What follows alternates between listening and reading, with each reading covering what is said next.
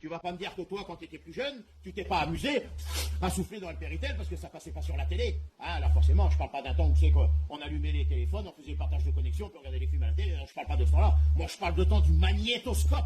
Ah, tout le monde n'a pas connu le magnétoscope. Le magnétoscope, il tournait, voilà les cassettes. Voilà les cassettes, mon copain, voilà les boîtiers, directement. T'allais dans les vidéoclubs, dans le temps, dans la ville, là-bas, t'allais chercher des films. Ah, t'avais tous les films que tu voulais. Puis t'avais même les films que tu voulais pas.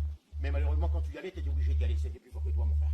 Moi, je me rappelle longtemps, j'allais au vidéoclub, j'allais pour me chercher un film d'action, t'avais un film de guerre, un film de cow-boy, un machin comme ça. C'est malheureux, mon frère, j'allais toujours dans le rayon qu'il fallait pas. On aurait dit que j'étais attiré par une sphère magnétique. J'étais magnétisé, mon frère. J'arrivais directement, j'arrivais en bonne attention, hein, de me prendre vraiment une cassette vidéo pour vraiment me regarder un bon petit film. Et ben, on va tout doucement, il y avait un petit coin dans le tas. Dis-moi pas que t'as pas connu ça, toi aussi t'as été.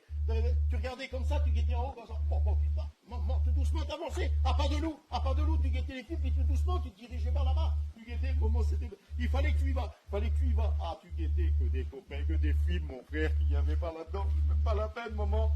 Une tuerie carrément, je me rappelle, moi, il y avait tout du garagiste, il y avait un garagiste comme ça avec une salopette à moitié ouverte comme ça. Mon Dieu, je dis, qu'est-ce que c'est que ce film-là? C'est un film sur les autos, je dis, c'est quoi de ça? Mais non, mon frère, c'était pas ça. Sur la vidéo devant, directement, montre-moi ton joint de culasse, j'ai l'injecteur qui fuit. Maman, je dis, doit pas être beau le film-là, même pas la peine, directement, je me le prends, je me mets dessus, puis je me prends un vieux film par-dessus, t'as vu, pour arriver en caisse, là. Quelle honte, mon Dieu, quand t'arrives à la caisse comme ça, c'est malheureux, tu sais pas comment faire. Tu voulais toujours guetter des films de boules, mais t'osais pas y aller voir le monsieur pour lui donner la cassette, t'as vu? Bon, alors tu la mettais en dessous, puis comme il y avait toujours du monde à côté de toi, alors t'as vu, ben ça cachait comme ça, là. Tu vas pas me dire que tu l'as pas fait. Je sais que tu l'as fait, c'est obligé, on l'a tous fait.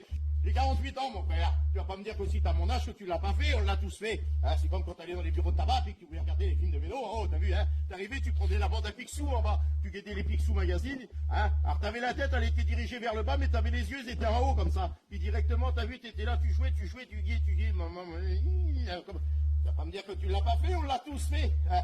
Le problème d'un bureau de tabac, c'est comme t'arrivais au moment de les payer, les livres, hein. Tu prenais un livre, on avait pour 7-8 francs, 10 francs, 15 francs, 20 francs, hein, mais comme fallait le payer, avec la queue derrière, et tout de suite les gens derrière, t'as vu, ils guettent ce que t'achètes comme ça, là.